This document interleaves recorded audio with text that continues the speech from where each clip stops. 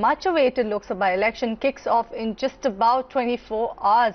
The first phase will decide the fate of 91 seats in 20 states and union territories. Polling for Andhra Pradesh, Telangana, which sends 42 MPs to the parliament, will be over in one go. More than half of the northeast states and communally sensitive seats in western UP like Haryana and Muzaffarnagar will also go to polls. But can the BJP retain its hold, and will this phase be the experiment of the alliances? Who stands to benefit politically from the citizenship bill? We discuss all of this with experts and political commentators. Listen in. I was in Devban 2 days ago where the Gathbandhan leaders launched their campaign, and the number of people who were there and very enthusiastic. It took me by surprise that kind of backing should be there for the SP, BSP and RLD who have joined hands together. But there it was essentially the Muslims, the Jatav amongst Dalits and a section of the Jats, solidly with the Gathbandhan. But you have on the other side also almost entirely the forward castes and the most backward castes, who are very small in number, like Nai, Dhobi, Dhivar, but they add up to 30%. They are solidly with Narendra Modi. So it's a complete divide, but the joker in the pack is really the Congress party, the Congress which had lost its base, but wherever the Congress has put up strong candidates, as in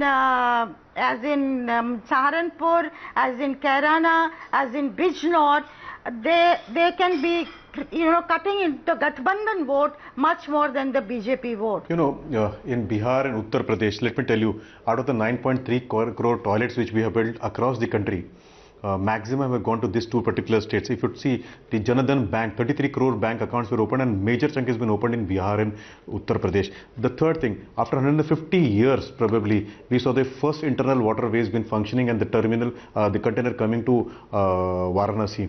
Then I went to Prayag, and when I went to Prayag, my driver was a Muslim boy, and he told me, sir, yahan pe sab khush hai. Reason is because Prayag experiment of the Kumbh gave employment to thousands of people, irrespective of what was their caste, their religion. It is the person who gets benefited, he thinks about the person who has given the benefits. I'll tell you one more example. I have visited Gazipur, I have visited Gonda, Basti in the eastern UP. I had a chance to go to Hathras, I had a chance to go to Mathura and also Agra. People talk about the road which has been built up and the way law and order has been instituted, the way criminals have been handled here, the firmness which has been there. This is what India has been reduced to under Narendra Modi. Fake news, WhatsApp university. What a joke. But let me answer your question very seriously. As far as Uttar Pradesh is concerned, it is a critical state, we all know. Look at the recent elections, which were the by-elections. Whether it was Phulpur, Gorakhpur, or whether you're talking about Kairana. Now, what's interesting about Gorakhpur and Phulpur was that they had Yogi Adityanath and the Deputy Chief Minister in the honeymoon phase. This was the honeymoon phase. They were the Chief Minister during the prime time of the UP government under a BJP, and they lost. It told you very clearly that the BJP wins when the arithmetic goes in their favor. In Kairana, the Congress joined the Mahagathbandhan and they lost again. And these were states that they had won with a big margin. So I want to let it be very clear here.